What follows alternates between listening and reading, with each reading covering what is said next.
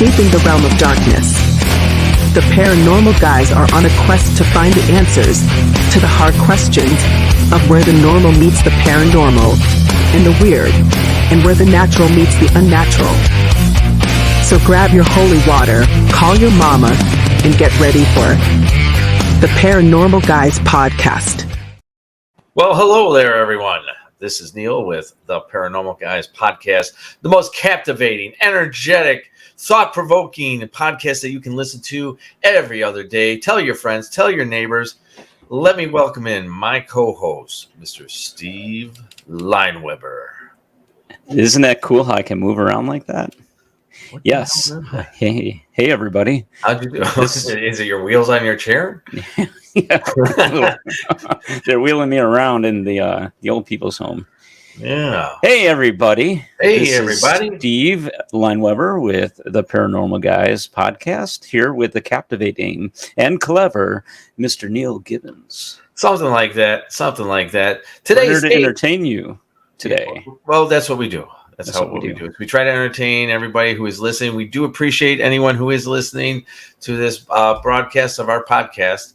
We do appreciate it. Today's date is July 16th, 2023. This will be broadcast on 7/20 after 12 p.m. of 2023. Today's special guest is Mr. Jacob Mayfield. Jacob, I met about a couple years ago at a fest that we were doing, I believe, in Elgin with Pat and Rebecca.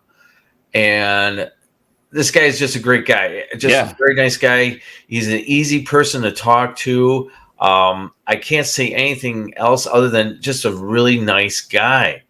Every time you talk to him, he's always got a smile on his face, and he always gives you a hug. You know, Jacob's a really good guy. He's a mentalist. He also does predictions. He's a tarot card reader. He's also a musician as well. And he's an all-around good person. I mean, I really loved the interview that we had with him, Steve. Jacob's one of the people that if he's just in the room lights up. He's got this great energy, and you just feel good. He's got, I don't know what it is. Maybe he's doing some mentalist thing, but whatever. I just think he's a good guy. I think he's just he's one of those people that just has good energy that you can just sense it in him. Right. Exactly. You know, he's just a very nice person. And I just got through emailing him the other day. He is going to be out at our Roth House, out at the Roth House in Watseka, Illinois, for our event on October 29th, our open house. This will be our third year doing, where we have people come out. You get 15 minutes on every floor, and we give you a recording device. And we let you record anything. We send you everything to your email. It's a very good cost. Everything will come out on the advertisement of cost and stuff like that a little bit later.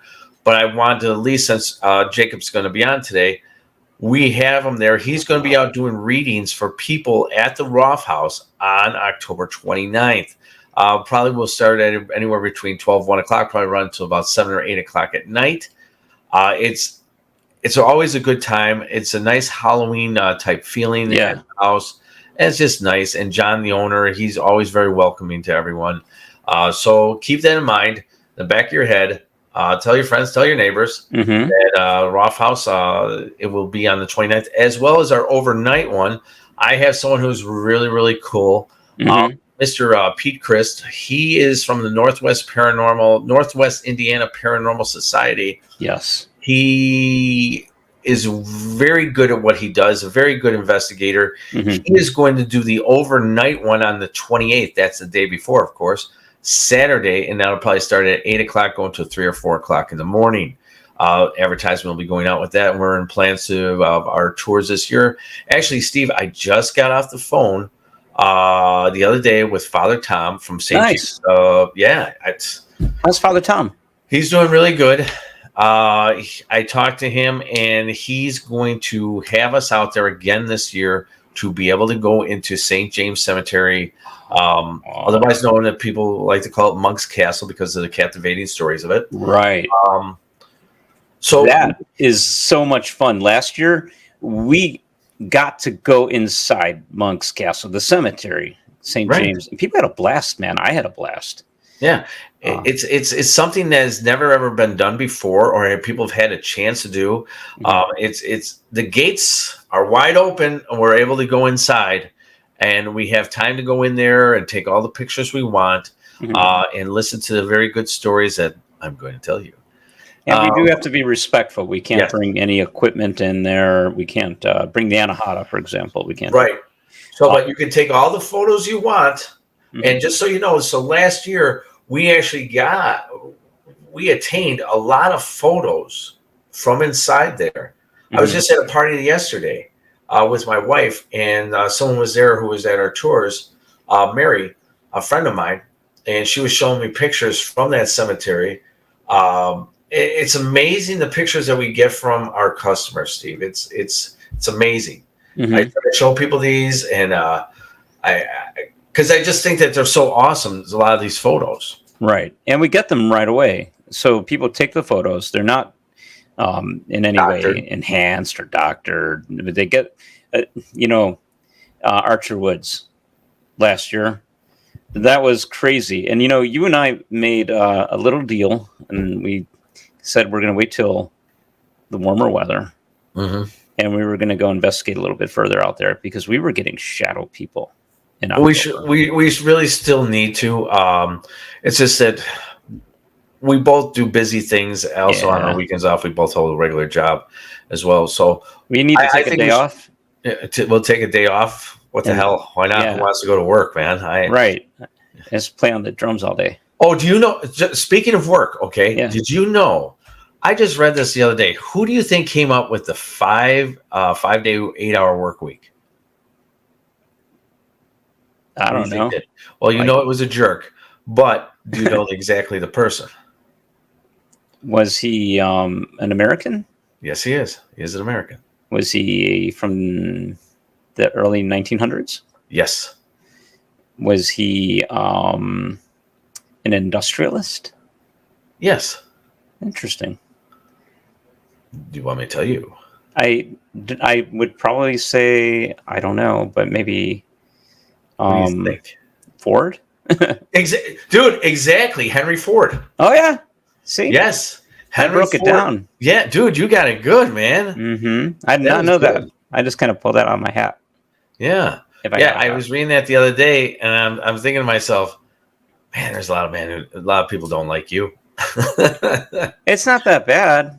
It's like every week you got a 2-day break. I mean, don't get me wrong. I don't. I work 7 days a week. I mean, everything's been changed ever since COVID. Everything's been changed, anyways. I mean, it's nice to work from home. You do. You work from home. What I do for a living, it ain't happening, dude. No, that's not happening. My whole career is social skills, and you have to be person to person social skills. Right. But the thing is that things have changed. But it's not a perfect thing because once again, social skills. A lot of people, they need to work on their social skills, not hide behind a camera or do all their work. In front of computers all day long. They need to be out and about and talking with people. Yeah. You're lucky you have me that I am able to come over to your house and talk with you. Yeah. Otherwise, I'd be unsocialized. I'd unsocialized. I'd be drinking, what do you call it? Gatorade and eating Doritos all day. No, Mountain Dew. And growing long fingernails? Yeah. That's how it would be. So thank you, Neal. Hey, come on. Thanks for being a friend. I feel like you're a friend. We're like the Golden Girls, Thank you for being a friend. We're like the Golden Girls. Oh, dear Lord. Well, Steve, so anything else going on in your life, though? It was my dad's birthday the other day. Well, he's 81 years old. He's 81, but happy birthday. My mom is your biggest fan. Yeah, all right. So you know what? You brought this up to me the other day. You should say hi to her. I know. I will in a second. And you brought this up to me, and you were telling me, Neal, my mom loves you. We were talking about the show, and she was raving about you, Neal, of how you did a great job and this and that. And you tried to explain to her, I'm part of the show. She said Neal did a really good job last week. And I'm like, Mom, I'm on the show too. All right. So this goes out to Miss Leinweber. Okay. Miss Leinweber, thank you very much for listening to us. I truly do appreciate it. I appreciate that you're my biggest fan out there. And I'm going to send you an autograph eventually, and I'll send it through Steve when he comes over for your husband's 81st birthday. And I'll put on there my #1 fan, and we'll see if we can get a picture taken, and send it out to you. Just make sure you tell your other son too, who I know as well, that I'm your #1 fan. I mean, you're my #1 fan. I'm sure he's gonna love it. So, yeah. Thanks, Mom. Thanks, Mom. But once again, no, I do appreciate it. In all seriousness, I do appreciate, but in all seriousness, also, your son, young Steven here, he is the biggest part to this show. Without him, you see all his background, all this cool stuff.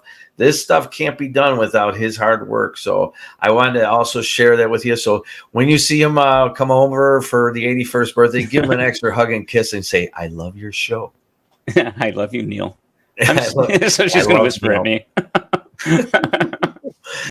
So with that being said, nothing else is going on in my life, though. What's going on with you? Going out and just doing things, meeting people. I went to Chris Fleming's pop-up Paracon last week. Oh, that was such a good time. I had a really good time. Kylie and Sue came out there with me. I met Chris Fleming. I met Dave Schrader from the Holzer Files. Now, let me tell you something. I've never watched the Holzer Files before because I started getting bored with all these TV shows that were out there. Like, I'm thinking they're all the same, Don't get me wrong. I used to watch them repeatedly all the time. But then I was like, it's the same old thing and blah, blah, blah, blah, blah. But then I started watching the Holzer Files because I met him. Mm-hmm. And #1, this guy, Dave, this guy is hilarious. Oh, yeah? Oh, my God, man. He is such a character, Dave Schrader. I met him, and he was doing a panel, and this guy had me in stitches, man. I was laughing so hard. It's just like one of those guys that you meet, that you would go out to a bar with, you would just laugh your ass off with. Yeah. Really nice guy. We're going to hopefully have him on a podcast next year, the beginning of next year. I'm hoping and praying. And he was just a really nice guy. But this show, the Holzer Files, oh my God! If you get a chance, I know it's been out for a while, but I've never watched it. It's about Hans Holzer. He was actually the original ghost hunter. Okay, 1950s. He used to go around to people's houses and see what's going on. And some of these stories, Steve, are amazing. So I recommend, if you haven't seen this show, it's totally different than all the other shows that are out there, where guys just go through, the houses. Hey, are you there? Can you make a noise? Stuff like that. This is a deep investigative show. It's about they reinvestigate the files that were not completed of Mr. Hans Holzer. Oh. And Dave goes around with his group of people, and they reinvestigate everything to see if they can find out the answers. It's an excellent show. Excellent. That's cool. I recommend it. Like, I'm hooked on this show now. Where can you see it? What's that? Where can I see it? It's on the Travel Channel. Travel Channel. I think it's Discovery Plus or Travel Channel, something like that. Yeah. And that first episode, I ain't lying to you because I don't get nervous that often. But this show, that first episode, dude, all the lights were off in the house. And I was like this. I go, oh, my God, I'm alone. Mm-hmm. That first episode, because they started off with this lady who is an empath, a psychic, who is channeling spirits inside of her and speaking. And just her voice alone, when you listen to this dude, it gives you shivers up and down your spine. Right. Oh, my God, dude. So with that being said, let's get into the news, Steve. Let's do the news.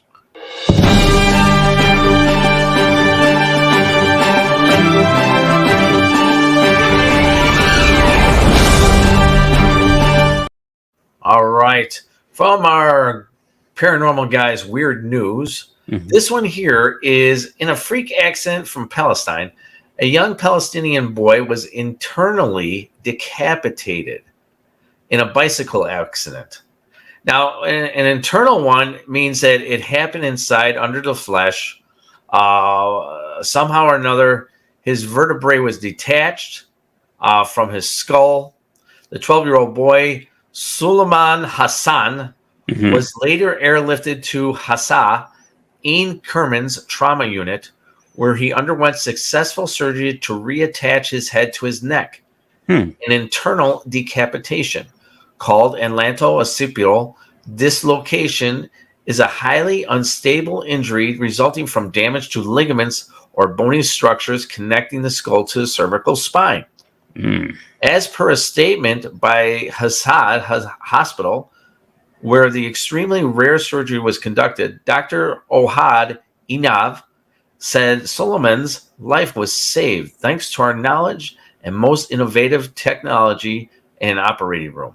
This is not a common surgery, he said, especially not on children and teens. A surgeon needs knowledge and experience to do this, added Dr. Inav.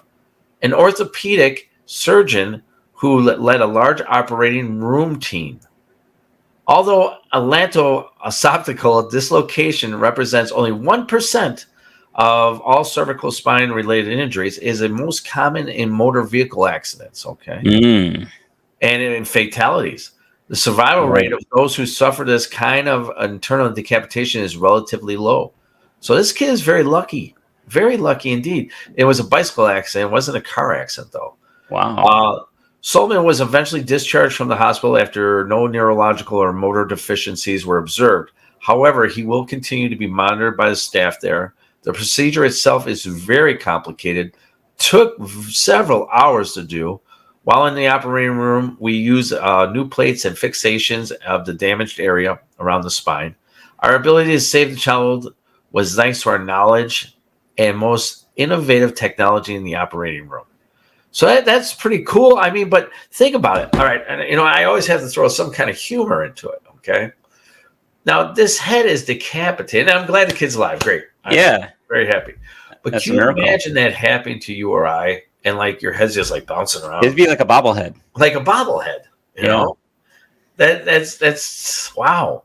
But a broken bobblehead, because like it would how did if your head is broken where they're showing, right up there, right? How is your head going to stay on your neck?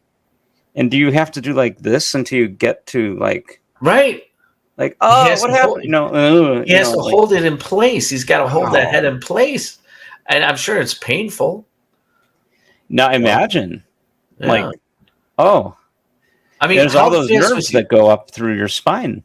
Right. How fast was he riding his bike that he got something like that, though, too? Was he doing some kind of Evel Knievel type stuff? I don't know, but you got to wear your helmet.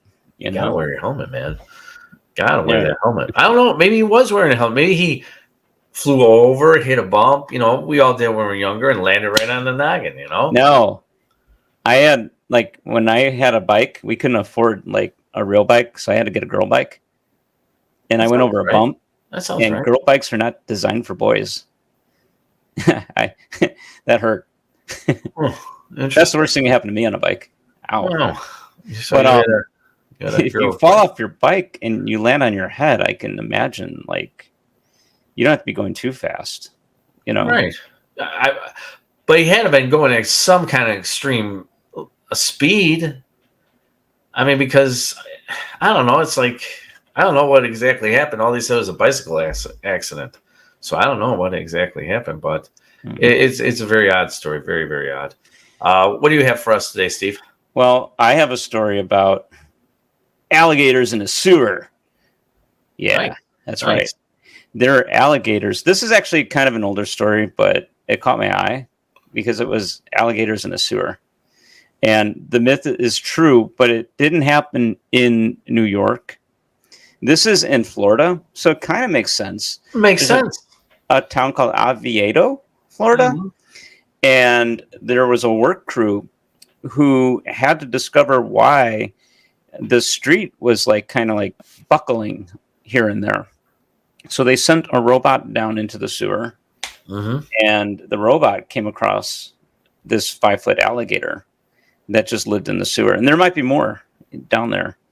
You don't want to be walking around in that sewer at night with that alligator. Why would you walk around a sewer at night? Well, because sometimes you have to, like Master Shredder or Master Splinter. Splinter. Oh, okay. Teenage Mutant Ninja Turtles. I don't know. But there's creepy stuff in the sewer, and it kind of reminded me of. Do you remember that movie Alligator? Yeah. Early 80s, I believe that came out.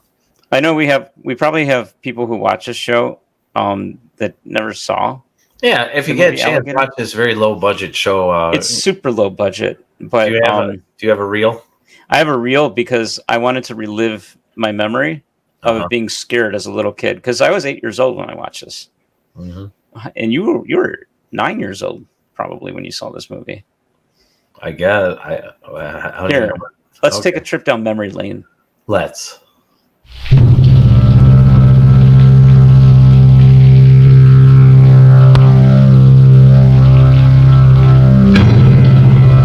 It lives 50 feet beneath the streets. It's 36 feet long. It weighs over 2,000 pounds. And it's about to break out.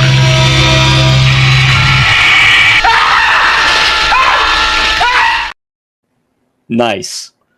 Yeah. I mean, this guy's in a Hawaiian shirt. In the sewer. In New York. In New York. Yeah. Yeah. It's like, he kind of reminded me of the guy from Jurassic Park. That's what he looked like. He looked like the guy from Jurassic Park, exactly. I think they have like a limited number of like character roles for scripts, Yeah, they really messed that one up. You should have had where like you had workers going down in there. Like how like the Ghostbusters went down there to get the sludge or whatever that stuff was. Right. The ooze. What do you think lurks in the sewers of Chicago? Crackheads. Crackheads? There might be. I know there are. You ever hear the stories of those like supersized like giant rats, sewer rats? Oh, City of Chicago. Come on now. City of Chicago, man. Yeah. I've seen rats. These things, I think they're small children with tails. I don't know what the hell they are. So would you ever investigate a haunted sewer? No, I'm going to be honest with you. The reason why is it's not because of something paranormal. It's because of I've been bit by spiders. Yeah. And I was just showing someone the other day, about 6-7 years ago, I got bit by a wolf spider on my middle finger, and the hole kept getting bigger and bigger every single day, and I still have a little white dot on that finger. That's why I would not. No, sewers, no. I'm not going to get bit by something. Would you be afraid of an alligator being down there? All right. Would you be afraid of an alligator being down there? Now I am. What do you mean now I am? Dude, if all of a sudden you go down in a sewer and there's an alligator down there, is there some kind of difference that we need to know about, that you would not be afraid? It's an alligator. It's a freaking alligator, man. If I saw an alligator come up to the front of my house, I would be scared. Yeah. Alligator in any environment, I'd be scared. Exactly. And especially in a sewer. Well, anywhere. Because number one, I'm not going down the sewer. I think we both agree that's not. All right, we both agree alligators are bad. No, and sewers are off limit. And sewers are definitely off limits, man. Yep. Yeah. All right, so let's talk about what we got going on coming up. We are going to be hanging out with Pat and Rebecca from Ghostly Podcast. We are going to be at Fan Expo Chicago. We are going to be out there on the dates of August, I believe. What's those dates there, Steve? The 10th through the 13th. Well, that's the dates, August. Yeah. But we are going to be on the 12th between 4 and 5 o'clock. Between 4 and 5 o'clock, we are going to be up there on a panel with Pat and Rebecca.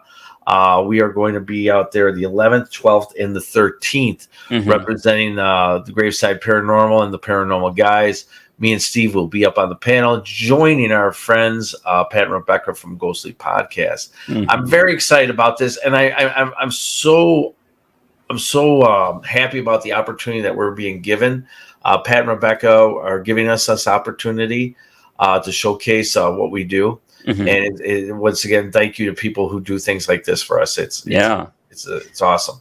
Yeah, and I'm excited about it. It'll be a fun time. And hey, in that picture, you see anybody familiar? Oh yeah. So if everybody looks, it's Bob from Bob After Dark, friend of ours, right in the middle, Mr. Bob Anderson. I believe that was from last year's photo that they generated. They used Bob. You know, I don't know if he's going to be there this year. I'm sure he's going to be there with Ghostbusters. You know? That's his big thing, is going out there with the Ghostbusters. They're a cool group, man. Oh yeah, we had them at one of our events once. Windy City Ghostbusters, right? The Windy City Ghostbusters, good group of people. Mm-hmm. You got Steve, you got Bob, some of the other people that we've met through there. So the next thing that we got going on, because we're going to be coming into our interview really quick, in September we are going to be at a thing called Fringe Fest. Fringe Fest is in Elgin, Illinois.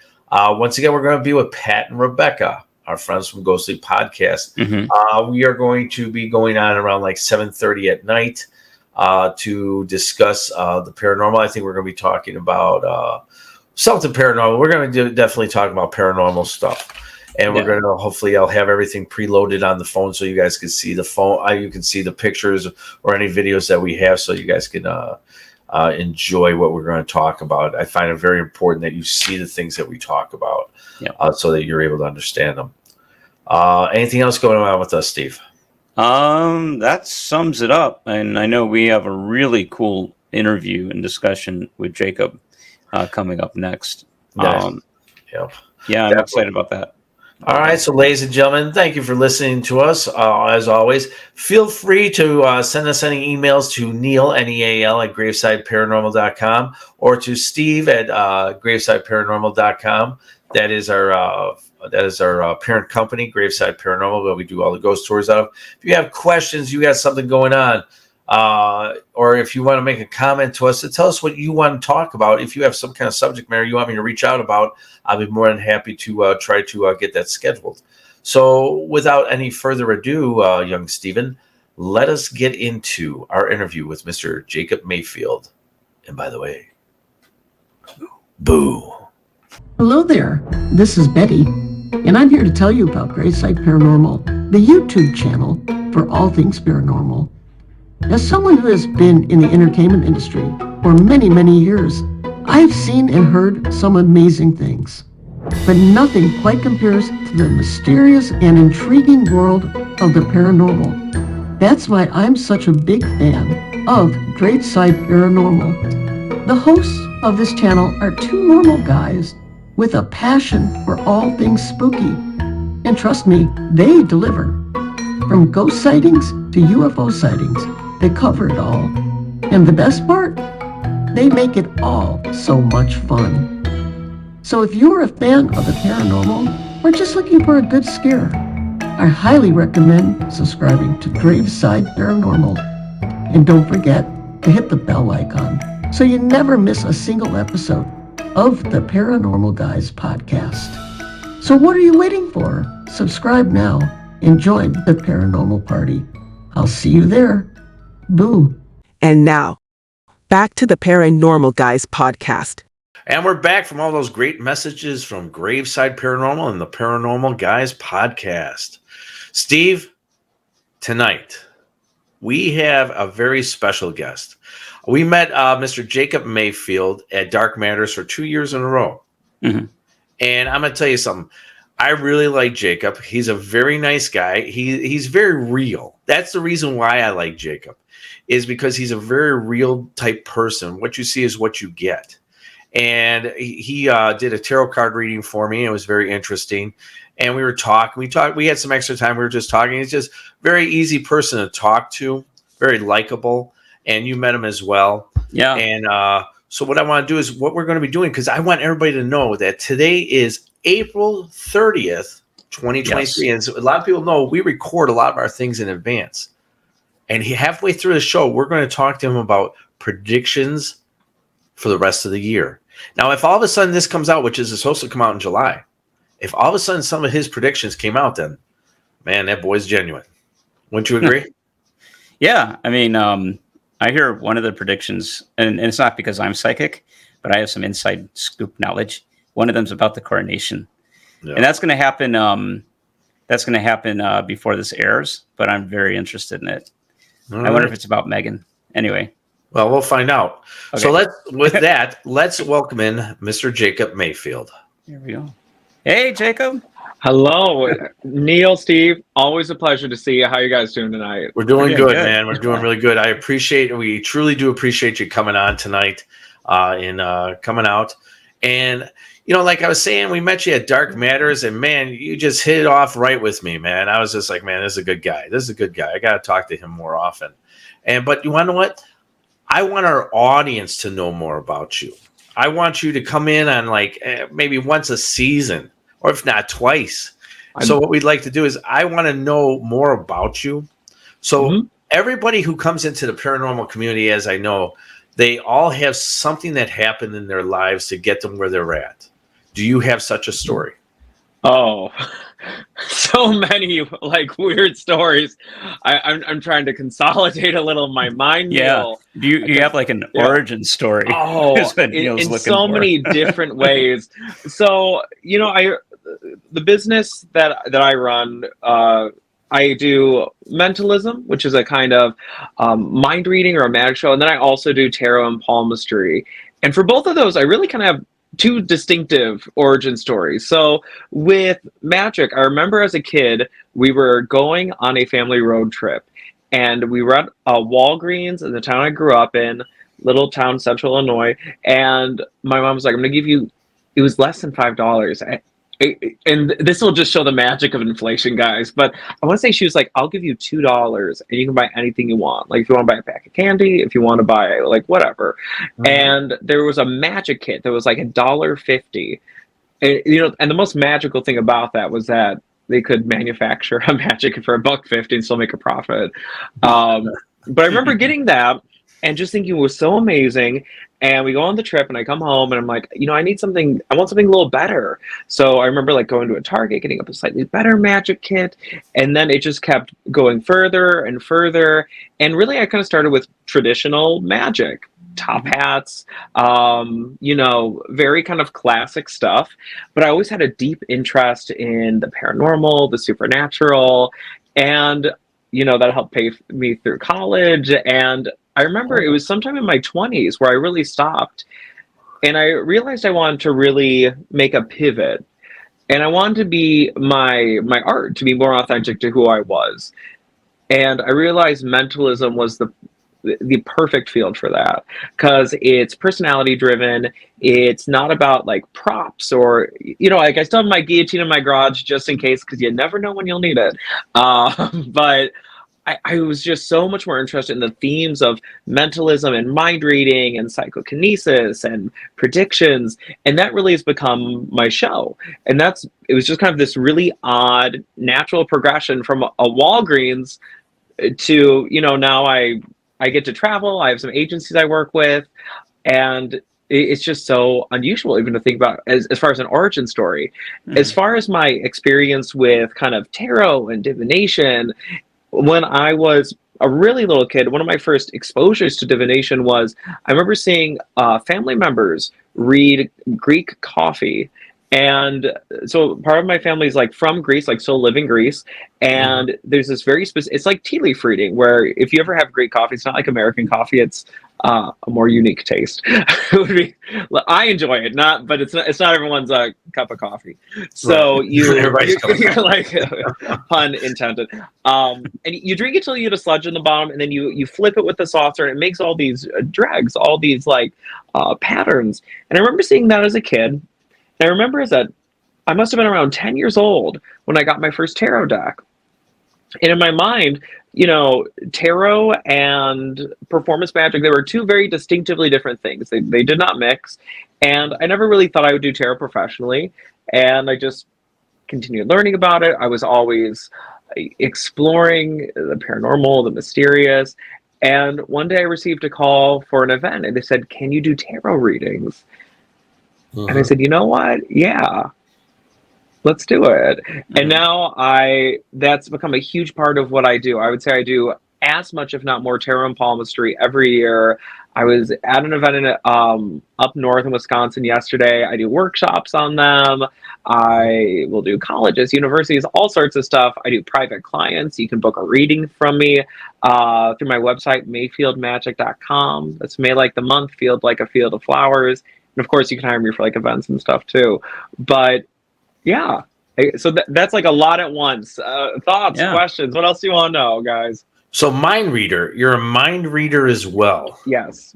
So that's very, very interesting. Now, Steve, and I'm going to let Steve in here for a second. Steve actually went to school to become a hypnotist. Oh, yeah, but that's different than mind reading, right? I mean, I know everything. I know everything, but that's not because I'm a mind reader. I know everything. Stop. No, it's different. And you're probably familiar with hypnosis, right? Yes. What's interesting with hypnosis, and Steve, I don't know how much you ever practiced it or if you did clinical versus stage, but smoking stuff, not stage. Yeah. Just the insurance for hypnosis is really hard to get. Really? And I can't remember. I want to say there's still a state. It might be, I'll have to Google it. I want to say it's like Kentucky or Tennessee. You can't do like live stage hypnosis still. Yeah. Why is that? But why is that?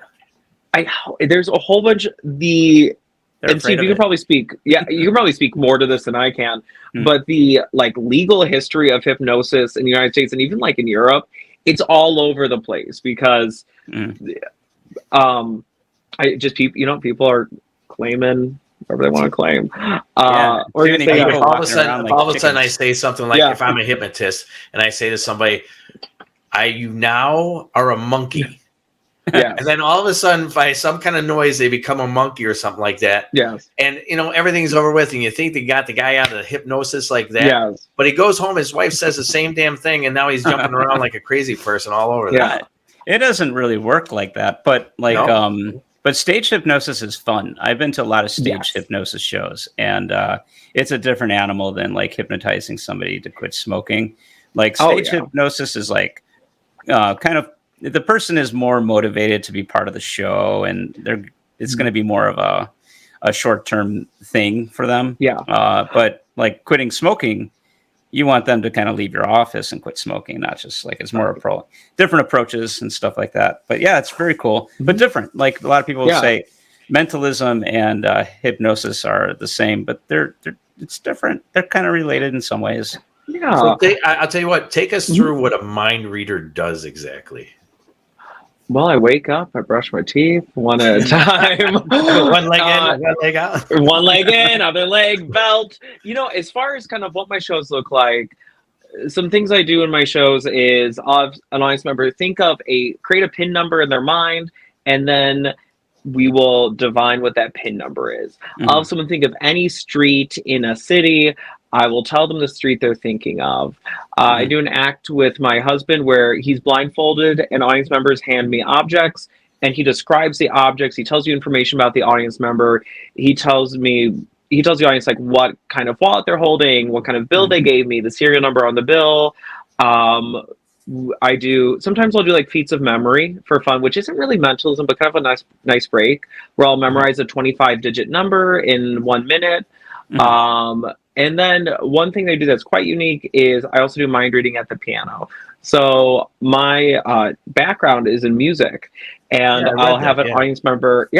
All my audience members blindfold me. They sit me at a piano. They put out a microphone there, and they have written down and thought of various songs that are recognizable. And then I sing and play a handful of those songs while blindfolded. Wow. Really? Yeah. You are a jack of all trades in this kind of stuff, dude. Man, that's pretty cool stuff. Now, for mind reading, did you go to a school to learn mind reading, or is it something that you just kind of always just knew or had? Yep. Oh, that's a great question. With mentalism and mind reading, I started with my background in like traditional magic, like stage magic, and I would always include a little mind reading or mentalism in my shows, but I eventually just worked with mentors, research, networking, coaching, things like that. And, in a lot of ways, people often ask, like, can you go to school for this? And I think in a lot of ways, the best school, and this is probably not the most like glamorous answer to give, but it's the most real answer, which is the best school to go to would be business or marketing. Because that's such a huge part of our job, because I work, when I do a mind reading show, I'll work like Fridays, Saturdays, evenings, afternoons, but no one really wants a mind read at 10 in the morning on Monday. So I know. I need my workout powder first to get going. Right. And what I really like with tarot and palmistry is that's something that in general is in demand during times when mind reading and mentalism isn't always. A Thursday afternoon, there aren't as many mind reading gigs, but there's often someone who would love a tarot reading or a palm reading, and I'll book that virtually. So they complement each other really nicely. They're very distinctively different skills, but they work so well together. And there are some schools for magic, and I mean that in the variety of like the ways that you could term that word. In South Africa, there's a school for stage magic. In China, there's various circus schools. You could take magic classes in the United States, but there's even schools that will have areas in things like parapsychology or divination. I think of there's a college in England that's like a spiritualist college where they train you to be like a seance medium, and that's what that school does. And it's like in a huge, historic English manor home. So there's different places you can train for these things, but it's such a grab bag of tips, tricks, and tools. And, even just kind of, because I never reveal kind of the details of like my mind reading show, but even just in something as simple as, okay, when we go to the venue, I need to set up the sound. How do I set up sound? Do I have, like, what's my tech theater background for that? And all right, now I need to unpack the props. Ooh, this isn't quite working. Okay, how am I going to repair that? So I feel like you learn a lot of very random skills, especially in mentalism and mind reading. I've been restoring our home right now. My husband and I, we moved into a house that was built in the 40s, and every inch of it has had to be restored. And there's so many things that I'll use from my experiences that are just like problem solving based or unique uses of tools or like an odd approach to problem solving. And it's kind of fun to see that occur in a way that isn't, that's not as, like in a very different sense, in a way that's not like a big show or kind of sparkly, but in a way that's like, great, now our bathtub like is functioning, it's a different kind of satisfaction, right? Sure. No, I understand that. Believe you me. Now, the other thing with mentalists, while you're going about learning how to do this and you're progressing, do you ever notice like maybe all of a sudden you're developing more than what you began with? Like all of a sudden you start really, really seeing things. Because you see, one thing that I do is I'm able to hear voices and I get people's impressions. And I've actually had dreams where people have come to me telling me, please talk to somebody. And do you notice that you start becoming stronger into this where you're able to see certain things, maybe hear things? 100%. I mean, with my mind reading and mentalism show, it is a magic show. Like, plain and simple. But it's so, that's a really like exceptional question, Neal, because when you talk to people who've been in this industry, often very privately, they'll discuss these really odd moments where, they go to kind of do something sneaky, but it doesn't work, and they just guess. And they do a 1 in 1,000 chance guess, and they get it on the nose. I can think of an experience I don't know why this one stands out so much to me. I think because it was so unique. I was doing a show, and in my show, in my larger performances, I'll do something called question and answer act. It's a very traditional mind reading act where audience members write down their name and a question on a slip of paper, and they put it in a bowl. And the bowl's just like on stage the whole time. And I remember reaching in the bowl and just holding a piece of paper in my hand and saying, I get a sense of an individual who... And I said the person's name, and I said, and I get a sense of the college you went to, correct? And they said, correct. And you're asking about the sport you did. They're asking what sport they played in college. And when after we unfolded it, just said their name, what sport did I play? And I said, not only were you a swimmer, but you made it to the final round for the Olympics. Like you almost got to the Olympics. You were in that last cutout round, weren't you? And she said, yes.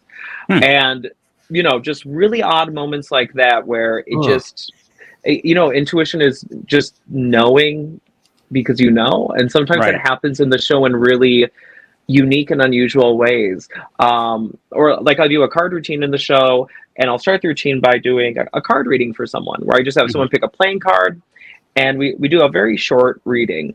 And I'm always amazed at the intensity of those readings where I'll say something really random. Like I get a sense, say, you have a very mechanical mind, which isn't like a particularly, for me, that's not like an amazing psychic hit. Like, you could say that about a lot of people.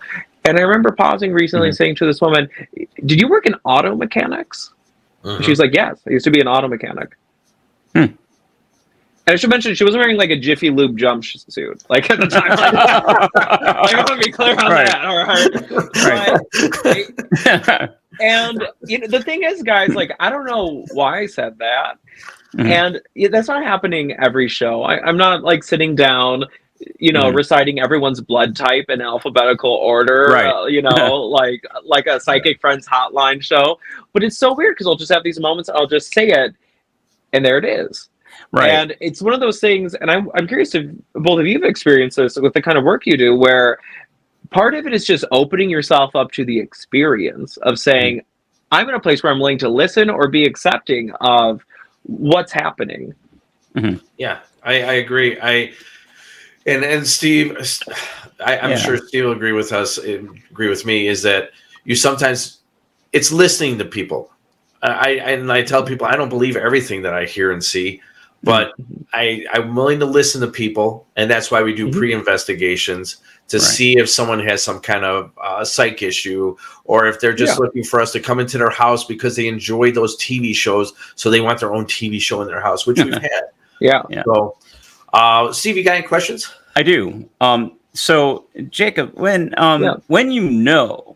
right, and you're talking, and you have these moments where you just know. Do you know that you know? Like, is there something that happens within you where you recognize? Like, do I have a "That's So Raven" moment? Like a TV moment? Where you're like, Raven moment. You're like, no, like, okay, I'm getting this weird intuition, and where okay, I guess I would say this, where it's your imagination coming up with it versus knowing. Oh, good question. The experience of intuition, it's so different for different people. Which I don't think is particularly unusual. But for me, it's almost, I just know it in the sense of like without looking down, I know that I'm wearing a pair of shoes. Like, I just know it. I just do. Right. And like, I just know, like, I know my childhood phone number. I just do. Right. I do too, yeah. Yesterday I was giving a reading to a woman, and this is, and I think this, so some people will experience things through like smell or sensation. I remember talking to this woman, and I said, I get a sense that you have a strong connection with your family members, especially ancestors who passed away. And correct? She said yes. And this might sound odd, but specifically through smell. Yeah? And she's like, yeah. And we talked about an experience she had recently had where she had smelt her mom. Her mom was a very heavy smoker, and she's like, I could smell in the house. And I asked very politely, I'm like, out of curiosity, does anyone in your house currently smoke? And she's like, no. And I said, has anyone smoked in the past? Did the previous owner smoke? Was there like a curling iron going off or something? She's like, no, we checked the whole house. None of us have ever smoked. The home was not owned by smokers. Smoke-free home. And she's like, and it was specifically like the sound of cigarette smoke, which if you're a listener and you've ever smelled, it's like a very specific smell. It's different than if you're burning grilled cheese, right? So some people have those really vivid experiences. But for me, it's really just a sense of, I just know it. And oftentimes, especially in the kind of work I do, so much of it, like reading tarot or reading a poem, I always tell people it's like reading a book. Anyone can do it. And I really do believe that 100%. It's like playing a musical instrument. Not everyone is going to be the world's greatest piano player, right? But anyone who dedicates themselves to learning and they practice and they do it for years, like they'll get pretty good, like they'll get solid. And I really believe that in all the tarot work I do, where, if I flip over a card, I can still interpret the symbolism. I can make connections. I can make assessments based on like the history of the card, the history of the artist, where it falls within a spread, that tradition. and that's in a lot of ways not particularly intuitive or psychic or magical. It's just kind of like decoding. But I think what makes readings really special is when you go that extra level up, that sense of, I'm discussing the card, I'm making some simple connections, but there's that one little extra element, that little thing that pushes it up. And that's a really exciting part of the work. I think that's what's really unique. Yeah, and make someone feel really good at the end. And I think that's what the best end result is every single time. Yeah. Oh, yeah. Oh, yeah. I agree with that completely. If you can make someone feel better at the end of the day and their lives are a little bit better when they wake up in the morning, I think you did a great job then. So that's important. I find that to be really important. Now, back to one more time for the mind reader, and then we'll get into mentalist. Yes, please. You know what really wants to learn to read my mind? No, I don't want to learn to read your mind at all. Yeah, you don't want to. One more thing for mind reader. Have you ever come across, because I just have tons of questions on these. Yeah. Have you ever come across where like you believed that you heard or something and you believed and you just didn't want to say anything to that customer? Oh, yes. I should have dampened that response a little bit. Sorry. You're like, yes. Yeah. So that doesn't happen too much in the stage show. When I'm just like doing the magic themed mind reading show, like on occasion I might get a weird feeling about something, but my mind is in such a performative state of I'm holding the microphone. This is the, Acme company banquet gala. I got 20 minutes. I look, in the case, I see the little timer. I have 2 more minutes to wrap up. I need to get, there's so many other things going on. I don't always feel as open to my intuition while I'm on stage. Because my main focus on stage in performing is to do a show with a high level of accuracy, where things are at a really amazing level, but also to entertain. I hope my readings are enjoyable and have entertaining elements, but that's not like my number one objective. Or when I'm on stage, I want to make sure I'm sounding clear. I'm using good microphone technique. I'm making eye contact. When I put down one prop, it goes in the exact spot. So as I pick up another one, the Sharpie's right there so all those details. So I don't always feel as open in my show to kind of those kind of television-y moments, right? However, in readings, and every reader is going to have a different opinion of this. Such a constant theme in this kind of work. Everyone does a little different. No dogma. I find it very important to deliver information in a way that is helpful and respectful and polite and empowering. I don't think that when you turn over a tarot card, it should put you in a place where you feel hopeless or sad or confused or distraught. Let's say I flip over a card and it says, and someone's like, will my partner leave me? Which is a question I wouldn't recommend for a tarot reading. And I flip over a card and it says something, and my first impression is like, it's not good. Things are not in a good state. Oh, damn. And you're like, oh. So what am I going to do? I want to pause and I want to make sure I can empower this person to make good choices for themselves, and I want to leave them in a better place. So I might say something to the effect of, I'm getting the sense right now that there's a lot of challenges ahead. And I think now's a really great time to assess what are you looking for and what's your partner looking for. Not all relationships are forever relationships, but they all have lessons that we can teach. So now you're definitely coming up on a challenging part of your relationship. And it's good to start figuring out what are your needs and what are their needs and how do they fulfill one another. And if they don't, what steps do you want to take? And that's pretty much the same message, but like in a very different way. If I flip over a card, I'm like, yeah, it's not going to work. Oh, hell no, it's not going to work. So you go from tarot card reader. Money in hand. So you go from tarot card reader to almost like social worker for a minute. It can feel that way sometimes. Just because both of you are so similar to this too. We work with lots of people and everyone wants to feel good. Everyone deserves to be respected, to be treated with kindness. And especially in something like a reading or in a paranormal investigation, or like when you're taking people on a tour, people can be in a very sensitive place.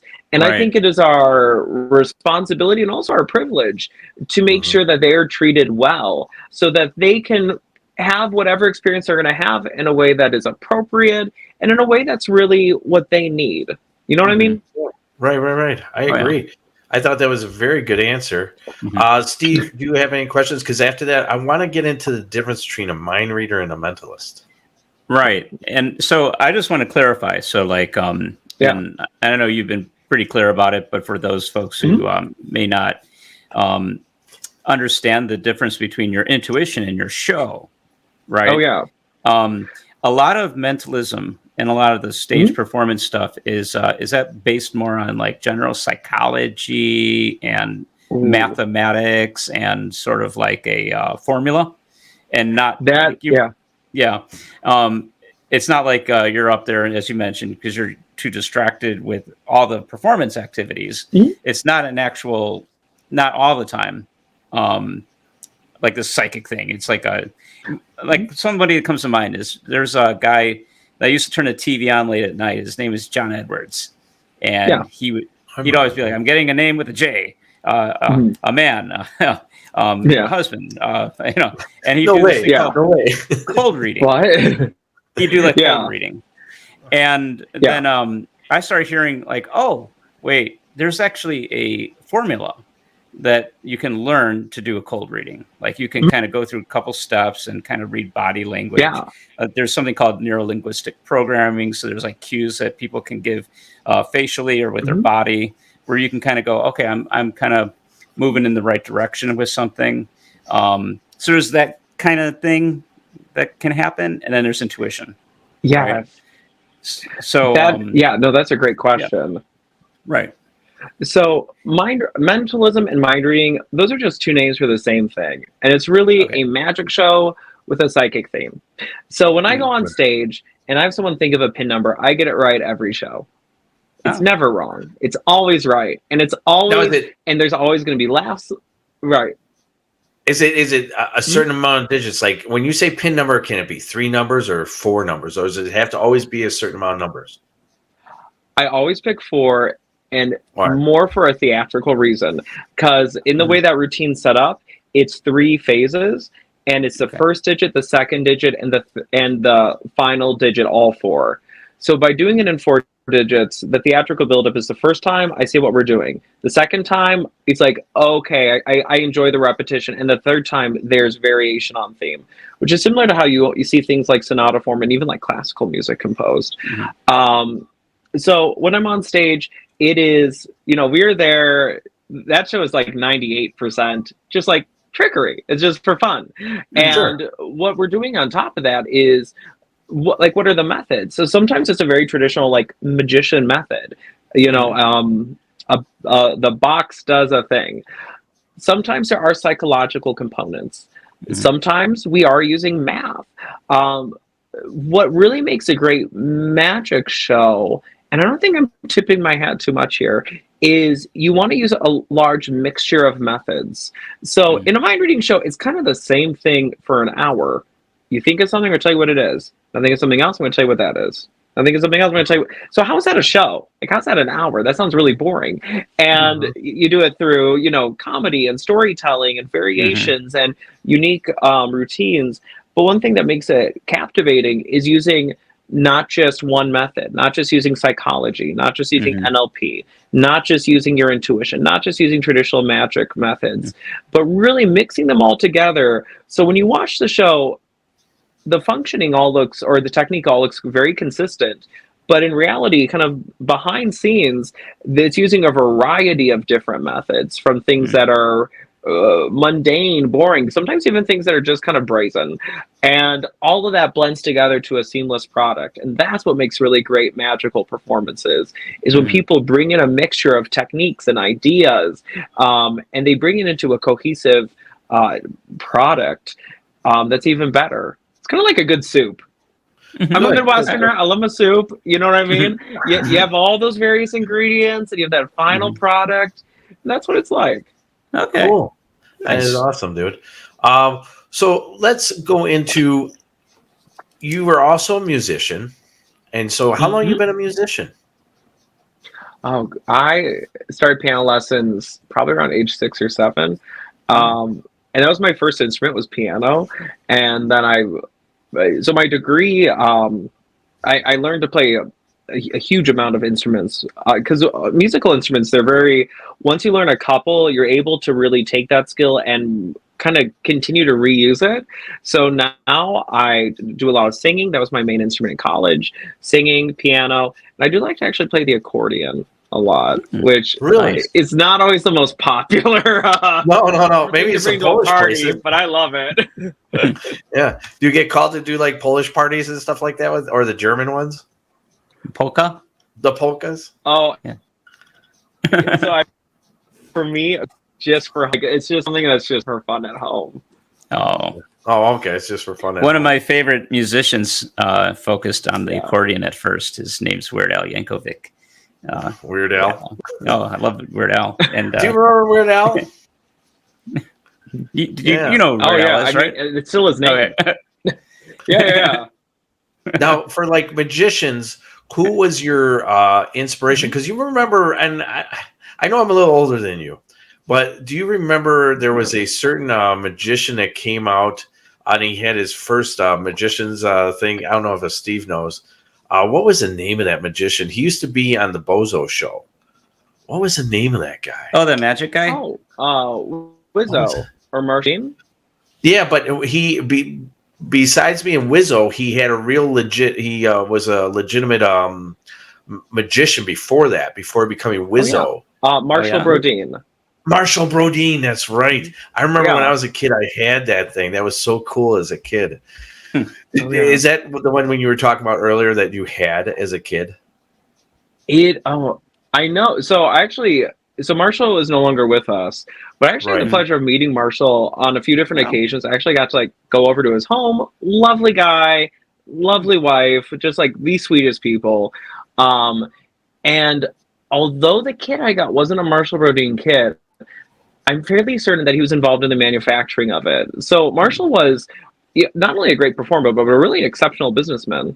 And he had done a lot with manufacturing magic kits. And I remember there were specific components of the kit I had that he was also in charge of the manufacture, had helped in the manufacturing of. Right. But Chicago definitely has a long history of magic, and I think a lot of that also, and even with entertainment today, live entertainment especially, because we're kind of between the coasts, especially for people who historically were touring, it's a nice kind of in-between point. And there were lots of large circuits and, like vaudeville circuits that were really based out of Chicago and in New York as well. Mm-hmm. Right. I love that. I remember getting that as a kid and doing the thing where you pour the water and then, but it was 2 cups. You were pouring actually inside the inside cup. Yes. You remember that? And I remember that. I haven't thought of that in ages. Yeah. So we won't tell. Who do you have a favorite magician? Historical or living? Let's go historical first. Oh, okay. Do what he said, but then I also want to know who your. I'm sorry, Steve. I'm sorry. I'm trying to think who my favorite current living magician is. It's so funny. Historically, it changes a lot. My favorite historical mind reader or mentalist would probably be Claude Alexander.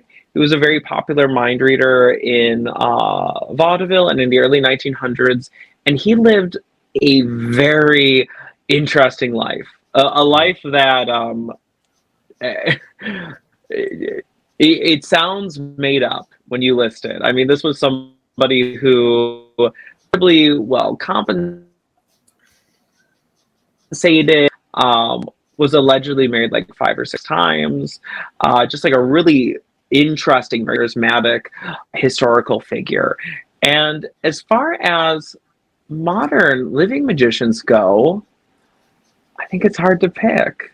It's because they're all alive. So right. I'm trying to think of. I really do enjoy Penn and Teller a lot, and I know that they're very anti. Yeah. I know they're very skeptical, but I think that they take a very strong artistic view of their work, and I really like what they do. And especially their show Fool Us, they've done so much to really build up magic as an art and keep it on television, and that's so important. So I love that they're people who they take their craft seriously, and they also take their role and the influence they have seriously, and they leverage that in a way to help improve the art that they care about. Right. Nice. Well, with that question being said about our magicians and stuff, Steve, it's that time again. Okay. It's time for Into the Shadows with Shell.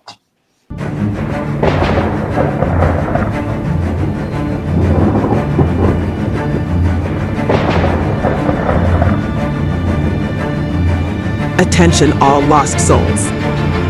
It's time to get into the shadows with Shell.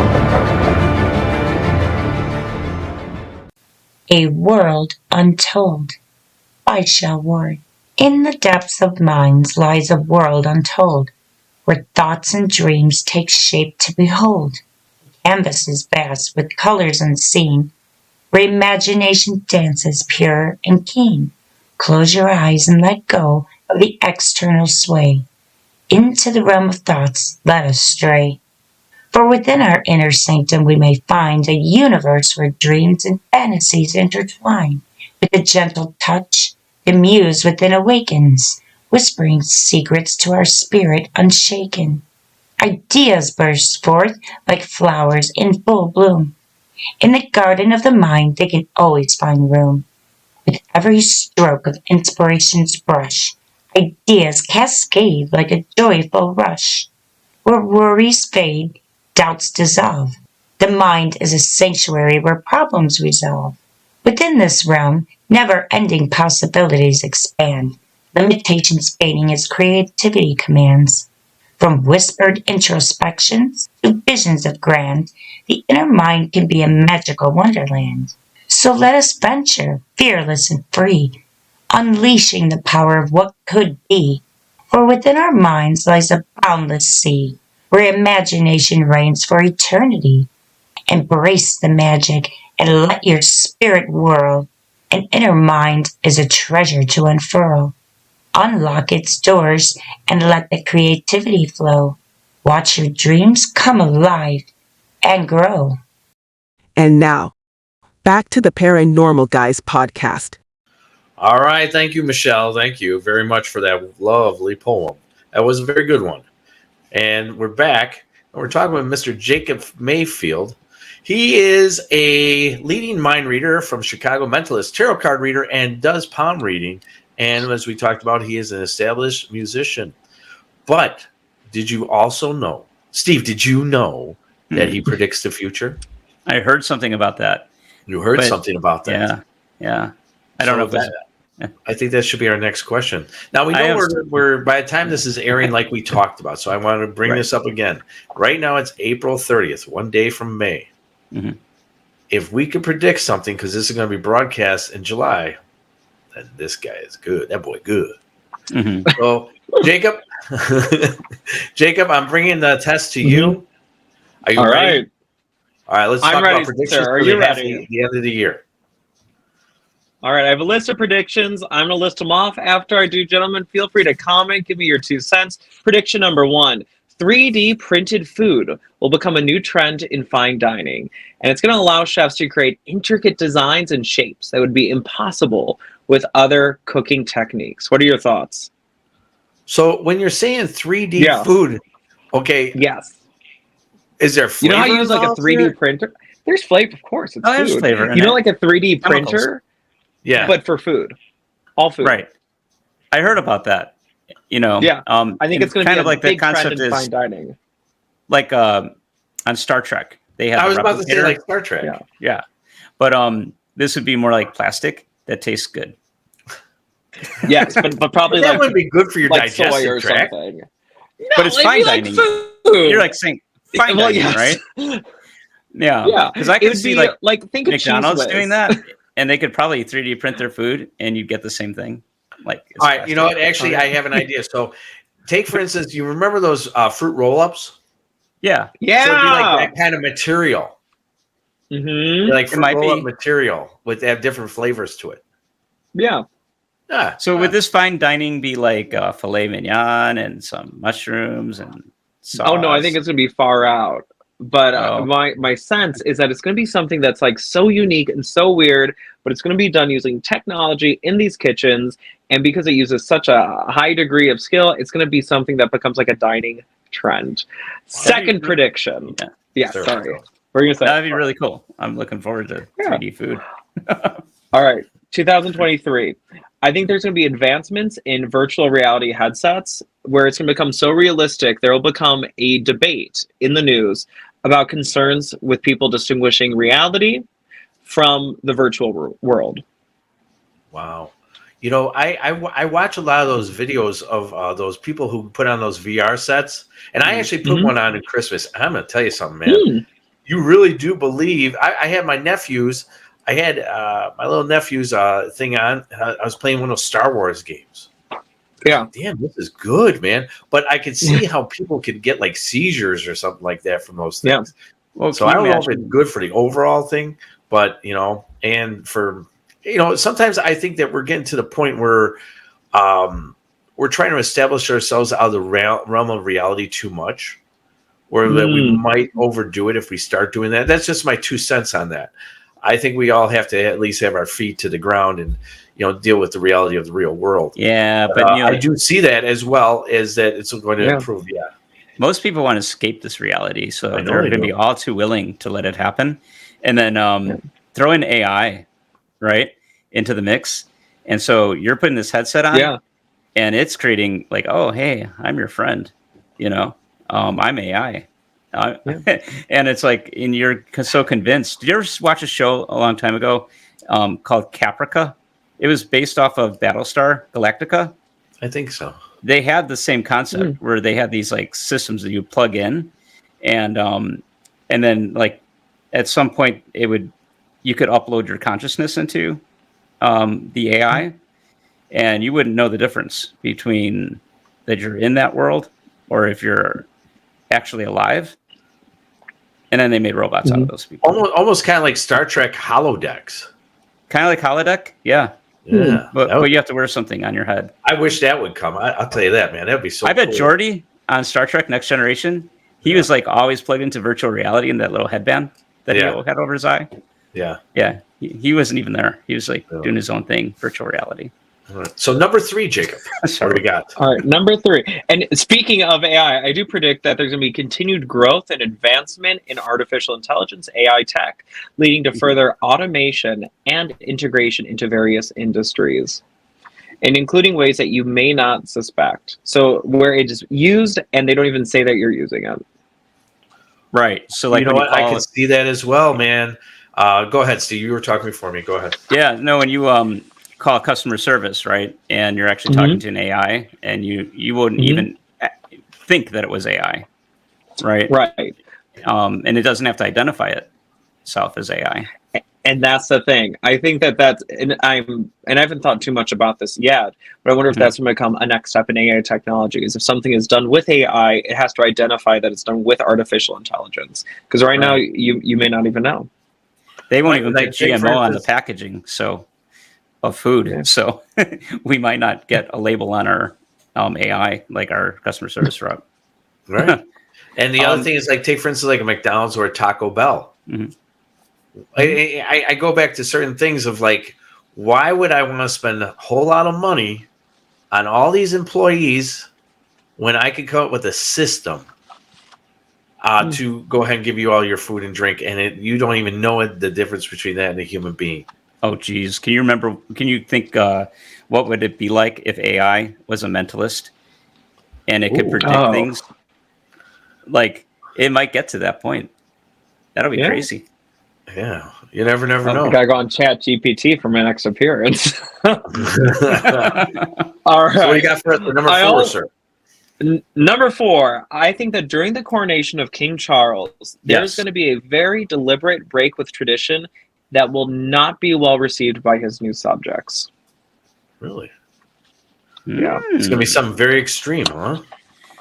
I don't think it'll be extreme. I think, because first of all, with the coronation, you could argue the whole thing's extreme, right? But I get a sense that he's going to try to make his stamp. by doing something that's a break with tradition. And it's going to be something that that many people in the United Kingdom, they point out, they talk about, and it's going to be something that's not well received. Oftentimes, it's not unusual for a monarch to make an adjustment to a coronation, but I think that what the adjustment he makes, the change he makes, will not be well received by his subjects. Interesting. What else you got for us? All right. I predict in 2023, smart home technology will start to respond not only to voice commands, but also to recognizing mood within your voice. And with that, it's going to bring a more nuanced experience in smart technology and in your smart home. What? All right. So, like, I come in the house, right? Like, I already have the Alexa set on a couple of lights around the house, which my wife wanted to do. And I was like, all right, whatever. I'm used to just turn on and off manually. Mm-hmm. But if all of a sudden I go, Alexa, turn on hallway light, and I go, Alexa, turn on hallway light. Well, Neal, you seem a little bit on the edge today there, buddy. Yes. I don't know if she'll give you feedback like that. Or it might be like, hey, Alexa, turn on the light. And it doesn't do it. And it's like, oh, I didn't sound like you really meant that. Oh, man. Yeah. I thought you were joking. You never know. I think you never know. Like, it'll say something like, I go, turn on the light. Neal, maybe you should go and get your prescription. Yeah, get your eyes checked. Xanax, young man. Yeah, it's not that dark in here. It's not that dark. It's not a darkness of the soul, fellas. You know what I mean? Oh yeah. But I do get this sense that it will respond to things like in the music it selects and the way it does lighting and temperature. But I think that it's going to start to become more and more nuanced, not just to recognize the command, but really the details of your mood. I also predict an increased attention and a financial investment in renewable energy sources, specifically solar, within the state of Illinois. You know what? I agree with you. Do you know how many homes I've seen recently? And actually, me and my wife were talking about that. Because every time we go to Costco, there's always that one guy that people always walk past him and goes, don't bother me, don't bother me. But that guy there, he's eventually going to get a lot of business. I agree with you on that. Yeah. Yeah. What are your thoughts, Steve? Solar in Illinois? Yeah. Well, I mean, it's already kind of a big deal in Illinois, right? Like, there's a lot of push for it. I know a lot of people who have solar now, and there's some kind of incentive for them. But to see it go even further than it is, it'll be interesting. I believe it. I don't disagree. It makes sense to have it. We are in a northern climate, so it's not a consistent. Like, you're not going to always be able to do what you could in the summer, but it is nice to have it. Yeah. The batteries are scary though, right? Like, because the batteries are like actually, I don't want to get into the environmental stuff, but like when they go bad, what do you do with them? They're kind of bad for the environment in that way. I hope the advancement is like maybe working on that problem. Can you imagine if solar could be completely clean? Oh, wow. Well, yeah. All right. Moving on. Yeah, sorry. Yeah. You got me thinking about solar. Now you got him. See, don't put him in a thought, man. Now I kind of go down rabbit holes. So. Yeah. No. So what you got for us then? Rabbit holes is appreciated. I predict a development and widespread adoption of augmented reality and virtual reality technologies in various industries, not just with gaming and entertainment, but specifically AR becoming a trend in retail settings where you can use your iPhone and you can use it to explore and try new things in settings that we've never seen before. I agree with that. I totally see that as well. Mm-hmm. They have that with Amazon right now. If you want to buy a piece of furniture, you could turn your camera on and see how it looks in your room, Yeah. And so that'd be interesting to see how. So this will be in actual physical retail stores? Yeah. So not just. Not just that's a great question. Online, right? Yeah. Yes. So when you go into a physical retail location, not just online with a company like Amazon where you can see a product, but actually going in, displays, getting to explore products. Cool. All right, gentlemen, I have two more. Two more. I predict, yes, a large announcement in the world of privatized space travel. And I think not only will we learn about technology advancements, plans regarding tourism, but I think there will even be discussions about lunar settlements. Yeah, I could see that. Definitely. Does this have to do with Elon? Yeah, well, he'd be running it. Time will tell. Time will tell. Yeah. And our last one, I predict that 2023 will show the largest increase of virtual work is specifically in digital nomadism. The feeling that that Gen Z no longer wants to purchase or be part of kind of a traditional home, apartment, whatever, but instead are going to look for opportunities where they can simply travel with their device. And that is going to spike this year higher than it's ever been before. Wow. Oh, that's weird. I feel bad for the tax man. Actually, I don't. Yeah. But yeah. The HR companies and payroll, they have to figure out all the taxes for if you work in different states. That's going to be crazy. Right.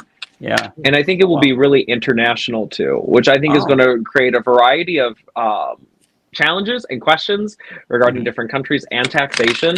But I think it's also going to show a general shift towards I don't know, just a different lifestyle that we've never seen or has never really been possible before.